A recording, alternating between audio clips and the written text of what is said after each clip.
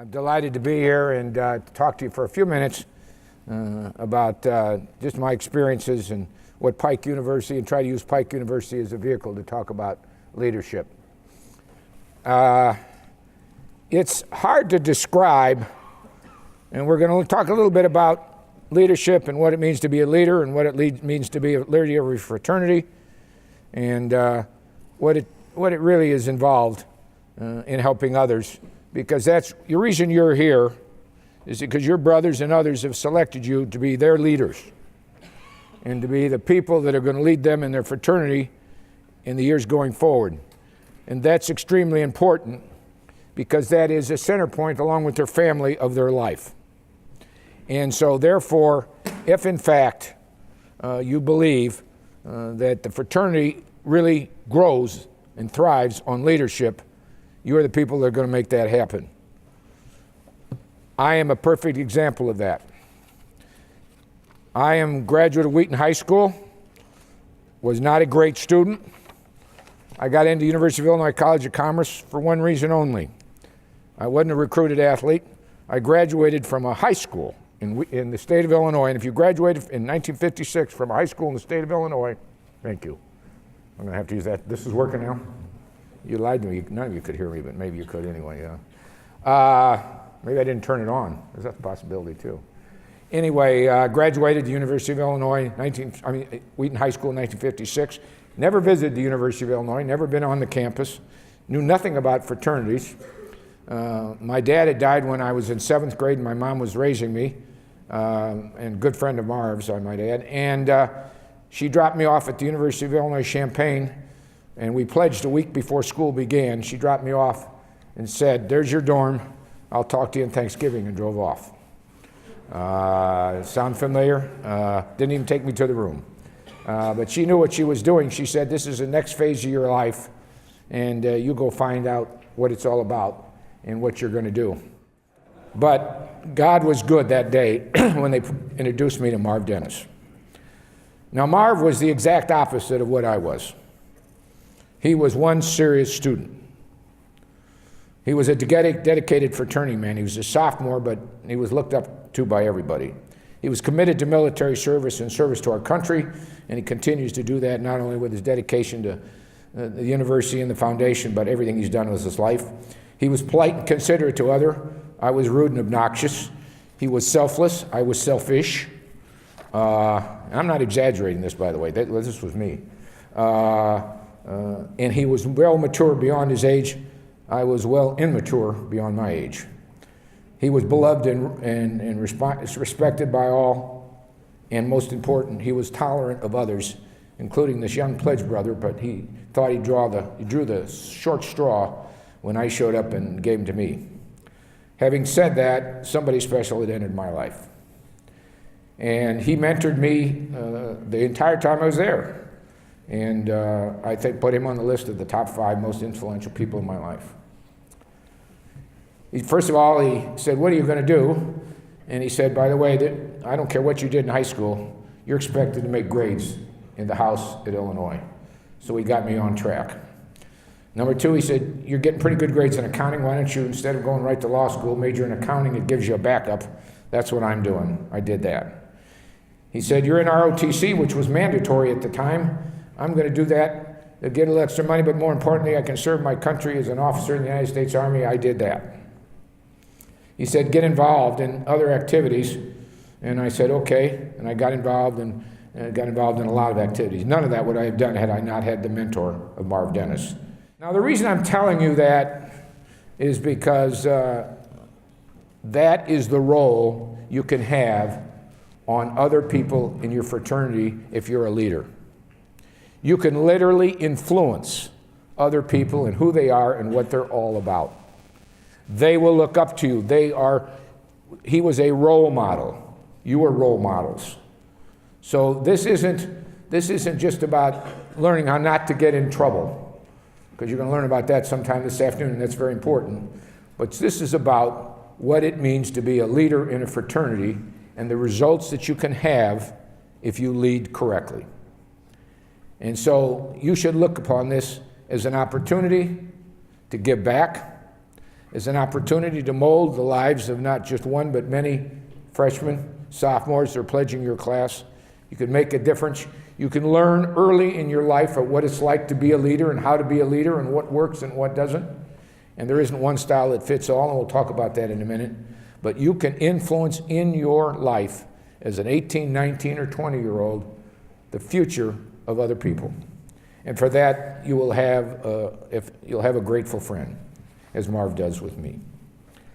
So one of my rules on leadership is always recognize others. Marv, thank you again very much in front of all our brothers. What I want to tell you that it's not easy to be a leader.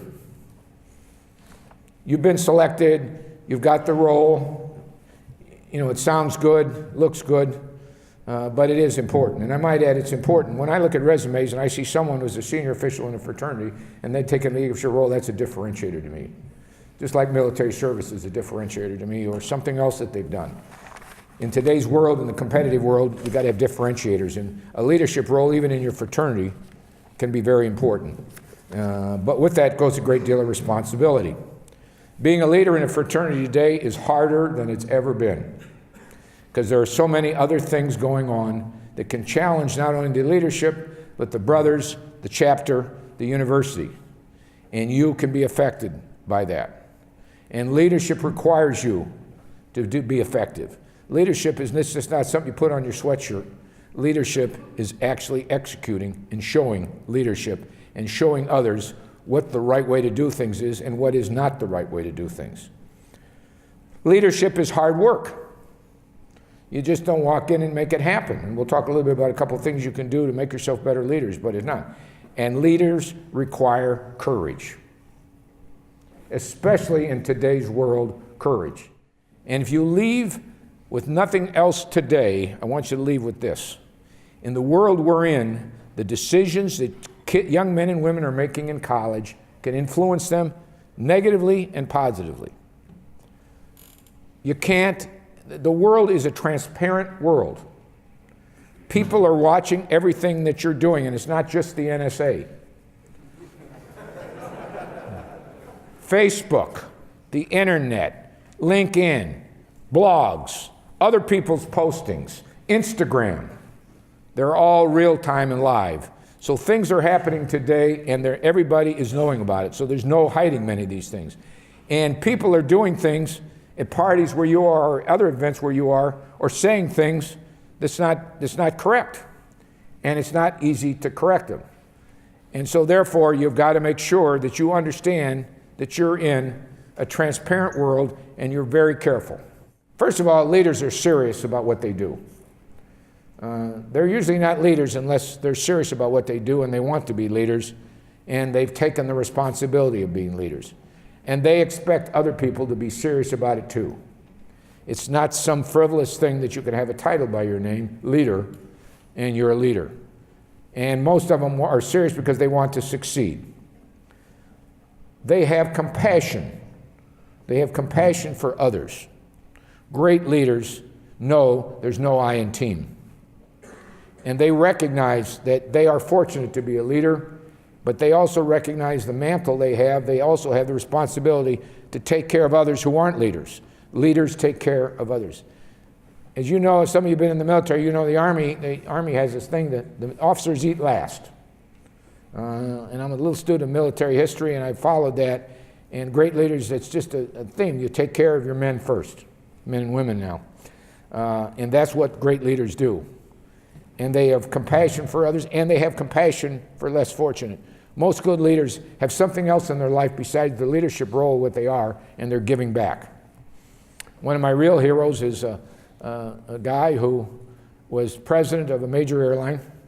And if you want a tough job, leadership in a major airline is as tough as it gets. And on Saturdays, he drove from Chicago, Illinois, with a station van full of wives of prisoners that were in downstate jail, and they could go down and visit their husbands or fathers or in the jails down in southern Illinois. 6-hour drive, and he drove them back that night. That showed me that he's not only a great leader of his company, but a great leader and a great person. And that is what leadership's all about, and it's all about at your level. And it doesn't have to wait till you leave college. I know the schedules in college today. I pay for the schedules in college. I know that there's a lot of time you have in college. And while the first order of business is to be a student, you've got plenty of opportunities to do some things for others while you're in school, and you ought to do it. And you ought to get your other brothers doing it. And the story gets told about fraternities getting in trouble, but there's not enough stories told about the good things that the fraternity is doing. You look at our website, which is very good, by the way, Ryan. It talks about the good things that PIKE is doing. Your role as a member of this fraternity is to continue that legacy and do so. And it starts in college, it starts early. They're genuine. People are genuine. They're not phonies. Good leaders are genuine. They are what they are, you know what they are, and then good leaders can be trusted. Trust is very important. Trust is very important because if you don't have the trust, you can't lead. People will not follow, unless they're forced to, people they don't trust. It goes with the territory. So you've got to be trusted.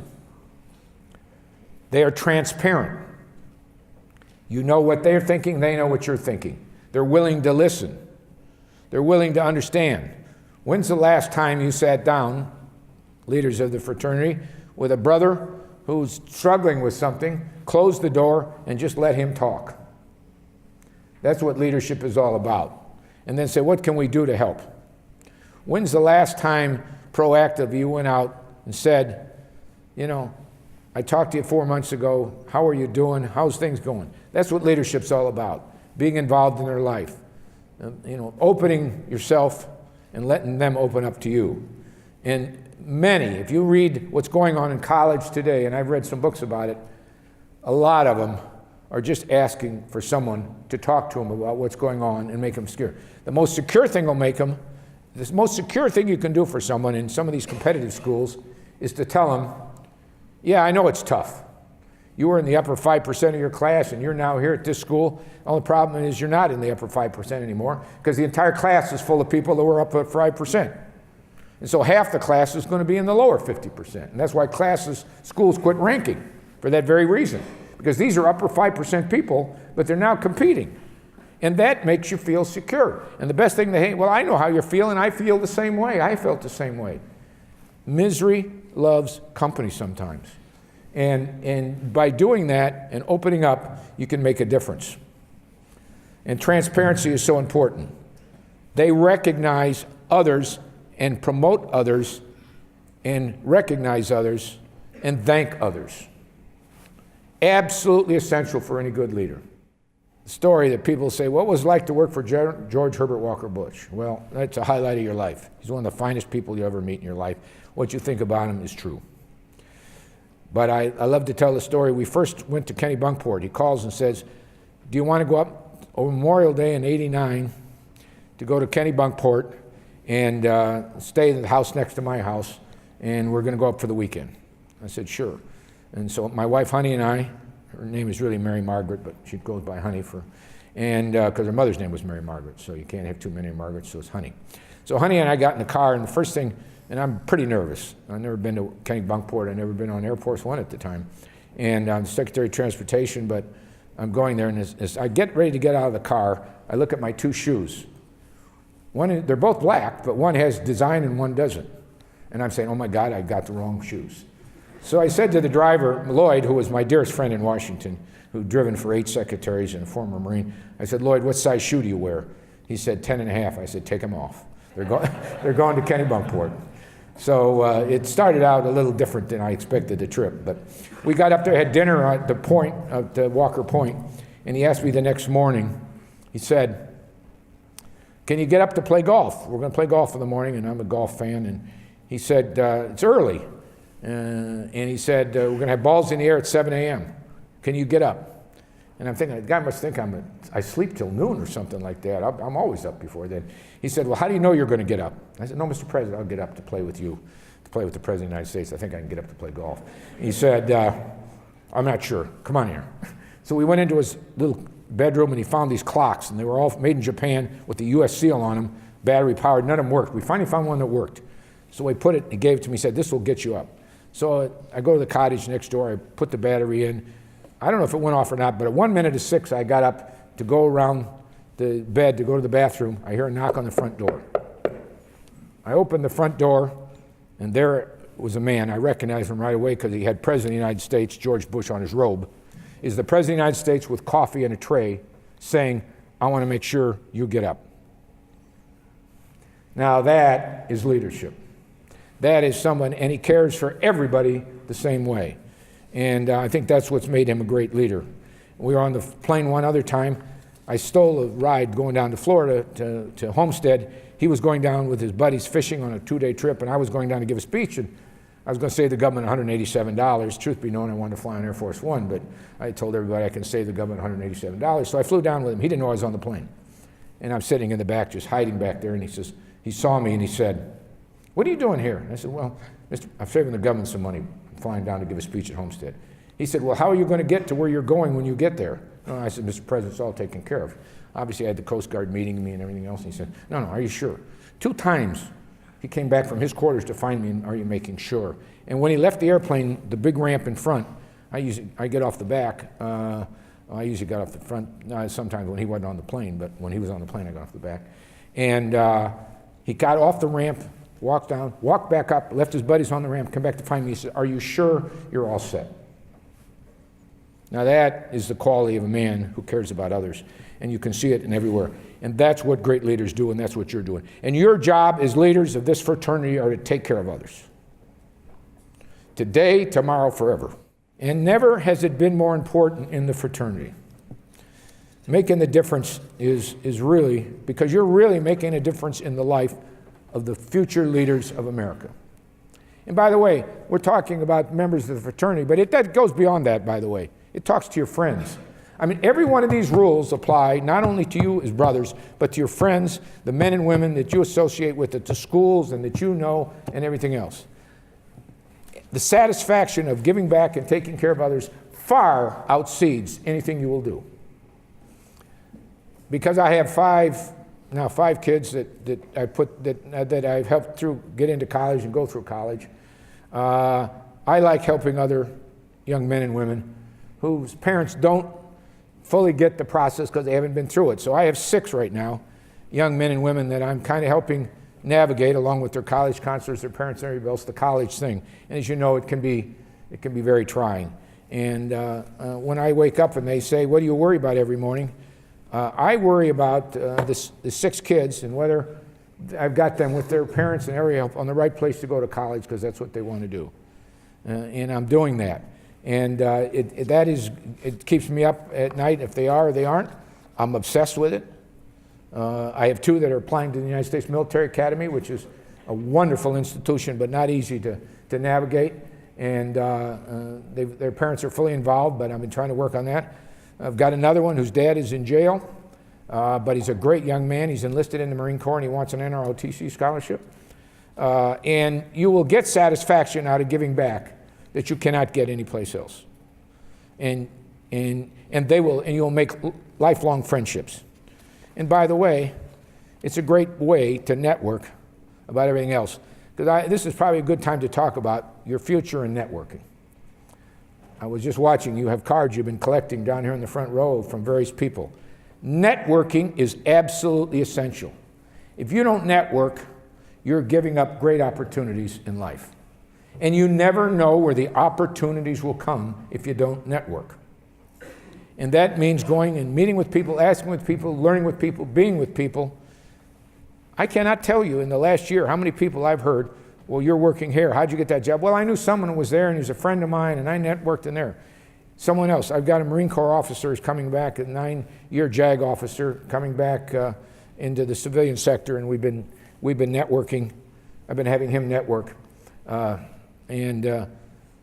I'm involved with some veteran stuff too. And he said, I looked at his resume, I sent it over to a friend of mine at a law firm. Somebody's going to get a great lawyer, by the way, in this deal, because he is phenomenal. Upper 5% ranked of all the captains in the Marine Corps. And they said, well, we don't have a place for him here, but I'm going to send him to somebody else who I know, who really knows Marine JAG, and he might do it. And so networking leads to here, it leads to there, to there. If you ask for help, You'd be surprised how many people will want to help you. Now, some won't and some will, but networking, I mean networking with everybody. Networking, and yeah, sure, it can happen at a local bar, but it can happen at a church, it can happen at a school, it can happen at something you're doing pro bono. Who knows where it'll happen? Networking late at night at school has never been too productive as far as jobs that I can see, but anything is possible. The point is, you can't stand in your room and you can't wait for the phone to ring. You got to make the phone ring. And that's why I think it's very, very important. We talked about the attack that fraternities are under. You read the papers, you read the newspaper. Number one, fraternities are being held to the highest standard they've ever been held to. And so with that goes responsibility to make sure we don't get in harm's way. If we want to protect the fraternity system, we've got to do things the right way. That's why it's important. I talked about it. Three things are going on that have made this dynamic. Number two, the composition of student bodies has changed. And there's a lot of people who don't want to belong to fraternities. That's right, they don't want to belong to a fraternity, that's right. But the balance at universities is changing somewhat. And so therefore, they're not as significant in the overall population a lot as they used to be. Having said that, I'm a great believer in it because of what they bring to the table. Sooner you get to fraternity, at school, you get a unit, you got home, and you're there. But it's broader. Number two, everything is transparent. Number three, university chapters, national fraternities, the university itself are all scared to death of litigation. The risk, and you talk about this afternoon, the risk you take is so much greater than it ever was before. And so wrong decisions with transparency, with a litigious society, makes for a very, very tough environment. Employees today want to know a lot more about who you are before they hire you and what you do. And schools are getting not only less understanding, but they're getting stricter because of the liability. A school that will remain anonymous made the front page of the newspaper a number of years ago, and it's ended up paying huge amounts of settlement of litigation because basically people didn't step up and do it right to begin with, and they've led the university's reputation. It'll be tarnished for years. And number two, they didn't do what is right at the time. And that's the courage I'm talking about. And they didn't put a stop to it, or they hid it, or they weren't transparent, or they got themselves in deeper than they ever before. Navigating through all these challenges is very difficult. And by the way, I think the competition is greater to the kids. I think the competition is coming from all walks of life. When I went to school, it was much different than it is today. Our competition is national. It's national, then it's international now. All these schools are getting 20 to 30% international students. It'll do nothing but grow. There's a lot of people, as we change our immigration laws and increase, there are going to be a lot of people who are going to be very hungry, very hardworking, and that's the competition. That puts pressure on young men and women. And I don't think it's ever been greater, frankly. And that means they need leadership and guidance. And you can't do it. The national office can show you how to do it, but they can't do it. We can't put a monitor in every chapter, 220 chapters. It relies on the leadership in this room and your counterparts to make it happen. And the key is to make sure you're making the right decisions in the beginning. And then there are three areas that frankly I want to talk a little bit about because I think these are the areas where fraternities and fraternity leadership has to do the most. And it's where you can get in the most trouble. And by the way, a young man and woman today that makes the wrong decision has about an 80% better chance of getting in trouble than they did when Marv and I were in school. When I say getting in trouble, because hypothetically, if we were caught drinking on campus, I don't think those days that the University of Illinois police would have taken us and booked us. They would have said, walk on home or get out of this bar or something like that. Today, you know what's going on. They're booking them, and they're immediately, as soon as you're arrested, your record goes online. And it's available to anybody and everybody. So it's a different world just from that respect. Number two, we were drinking some beer. I don't recall ever drinking the kind of hard alcohol and kind of the pong games and things that are going on today. And let me tell you, alcohol can get you in big trouble.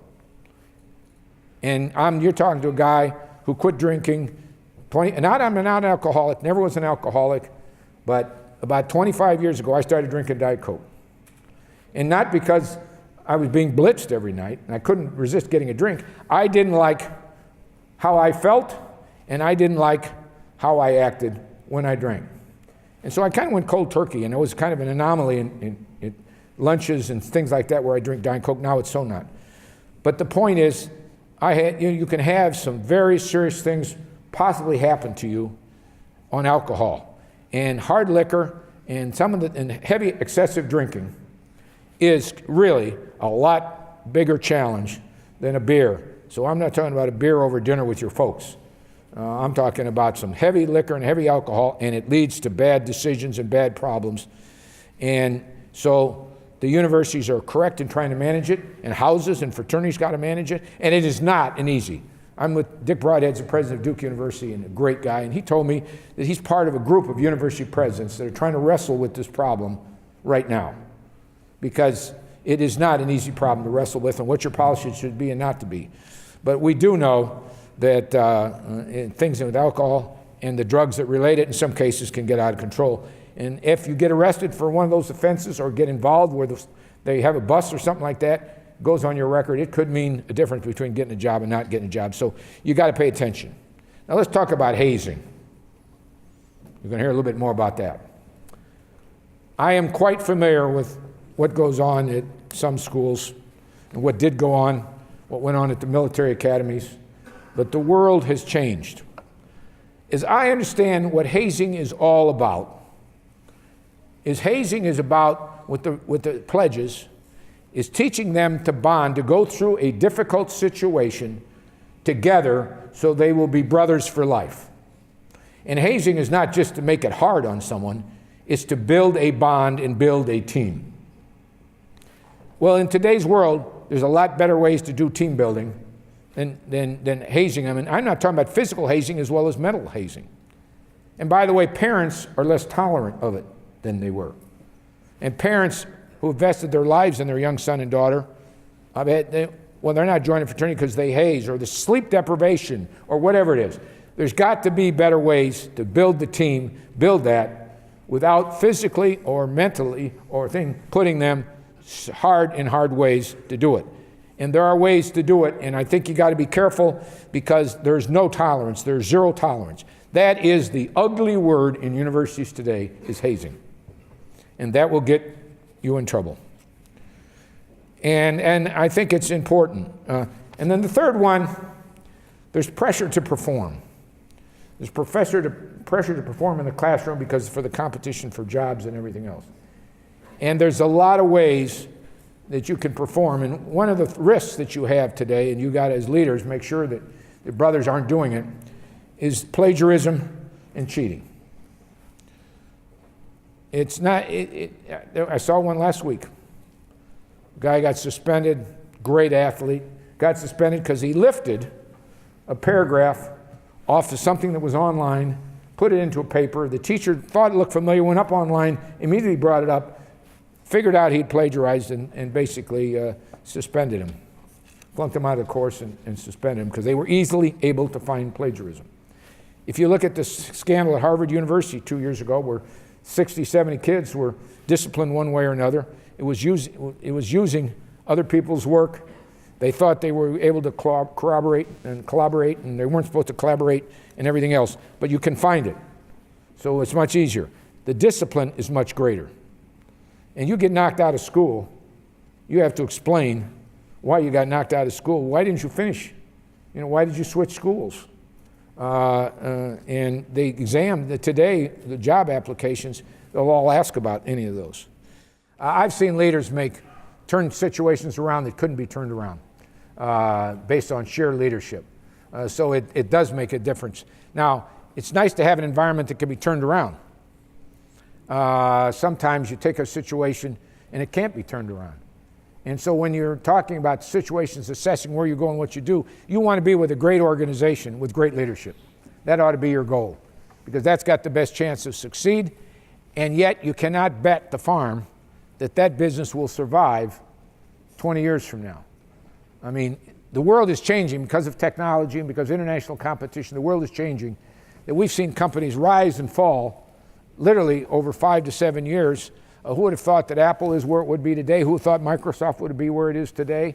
IBM went through, my old company went through 2 or 3 reorganizations before they figured it out. So it's a changing world, and you gotta understand that, and you gotta be flexible. And technology is the main thing that's driving that.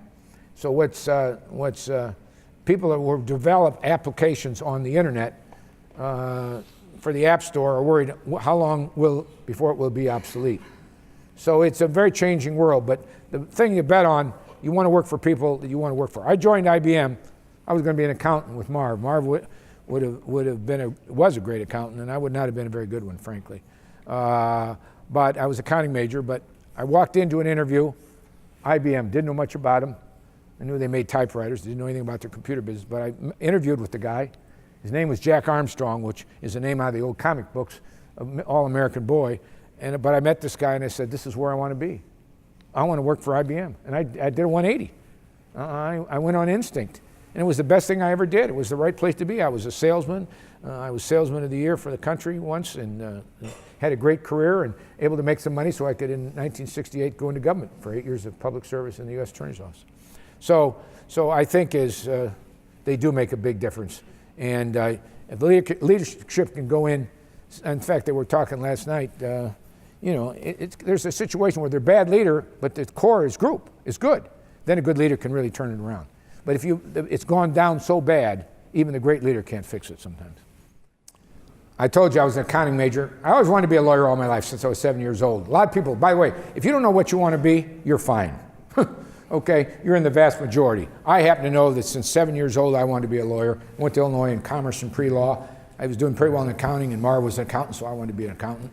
I wasn't in accounting, but then I went to IBM as a salesman. But I always, in the back of my mind, wanted to be a lawyer. And so I went to night law school. I was working at IBM, graduated from law school, and then I knew a job I wanted was be an assistant U.S. attorney, prosecutor. So I took that job. After 2 years, I went after the job, never quit, finally got the job, and became U.S. attorney 5 years later, which was unheard of. And then when I got out, I knew I wanted to run something. So I went back to practice law, but I still went on some boards. And then I went to Washington because President Bush asked me to go to Washington and be Secretary of Transportation. Then I came back and I networked big time to get a job. Got a job at Commonwealth Edison as the president, and then ran that. And then I'm going back doing now what I love doing, is counseling others as a lawyer, working on public boards where I'm really a counselor, and doing some other things. So you got to do something you want to do. Do not get stuck in something you don't want to do. And when I say the area you want to be in, and you may not know it, but if you don't expose yourself to things, you're never going to know about them.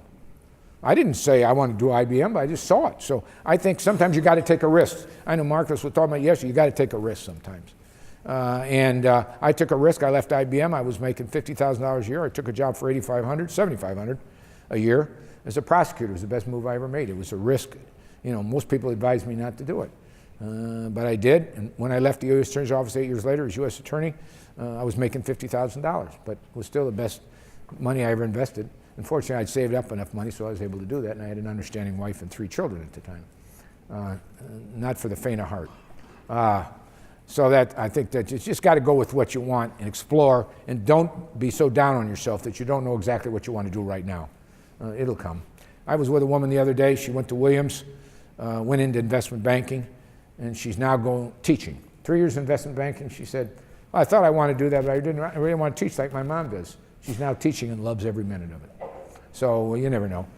The most interesting person I met Mother Teresa was pretty interesting, but Princess Diana. I got to share this story with you because there's not much of nothing, but it's a funny story. Beware what you ask for. I get an invitation when I'm Secretary of Transportation, and it says, you're invited, Princess Diana is coming to Washington and hosting an event for the Royal Ballet and the Ballet of Washington. And you're invited to go as a guest of the National Association of Broadcasters. And I don't think much about it, but my wife is looking at all my invitations. She said, oh, yes, you do. We're going to this one. So we sign up for it. And I go in, and it's in the National Museum in Washington. And as soon as I come in the room, the U.S. ambassador, the U.K. ambassador to the U.S. comes up to me and says, Secretary Skinner, I didn't know you were coming. I said, well, I'm here with Eddie Fitz and the people from the National Association of Broadcasters. And he said, will you sit at this table? I need you to do me a favor. I said, what is it, Ambassador? Whatever you want. He said, Marvin Bush is here, but he doesn't dance. He's representing the president. You're the senior official from the administration here. I want you to ask Princess Diana for the first dance. And I'm saying, okay. And he said, I want you to sit. No, that's okay. I got to sit with the people that brought me to the dance, so to speak, no pun intended. He said, well, when the first tone comes up, you go and ask her to dance. Now, I'm sitting in the back of the room, and I'm getting major you-know-what from my fellow table mates. Do not screw this up. This is a big deal. I'm shaking like this. I got to go ask her. I don't even know her. And, finally, so I'm like a cat ready for the cage door to be opened. And all of a sudden, bing, a note rings out. I rush over to the table where she is, and I said, Your Royal Highness, may I have this dance? Which is what I was supposed to ask. She jumps up at me and looks at me like that. The ambassador had forgotten to tell her that I was going to do that. She thought it was some cad that was doing it. He jumps, he was at the end of the table, he runs around to see me, and he says, Your Royal Highness, this is Secretary Skinner, and he's going to, I have a first dance with her. And I forgot, what do you say? I mean, small talk, but I mean, you don't know what to say. I will say this, she was lovely, she was taller than I was, it's a lovely woman. And so I said, we talked about children. And she said, do you have any children? I said, well, I have 3 older ones. And she says, well, you and your current wife have any children? I said, no. And I said, but we will. And then I said, you have two. And she said, well, you have more. And she said, that's not totally up to me. Now, the next morning, on the way out, I should have known something was happening because I've got reporters who are all over there asking me. First thing they said, did you pay for your ticket? Because Washington, you got to pay for it. You can't get. I don't even know what it costs. I saw it. I thought it was $1,000 or $100 or something, whatever it was. I pulled my ticket out. It's a $10,000 ticket, and I'm now thinking, oh my God, what do I have to do on disclosure and everything else like that? And then the next morning, I started getting emails or calls from my friends over in Europe. What have you done? What are you talking about? It's all over the International Herald Tribune and all the papers in Europe, and your picture is in the paper. Government cad offends Her Royal Highness. And they have played the story that I got up unannounced, unauthorized, and embarrassed her in the United Kingdom by asking her to dance. And so I'm now getting major heat from all over Europe, from my friends in Europe, that how could you offend our nation? So the message is no good deed goes unpunished. And the worst of it is, we finally tried to get a picture of the dance with Her Royal Highness. My wife did. And we never could find one, ever. So for whatever reason it was, so I don't even have proof that I danced with her, except that I offended her, and that's in the newspapers and on the internet all over the world. So thank you very much.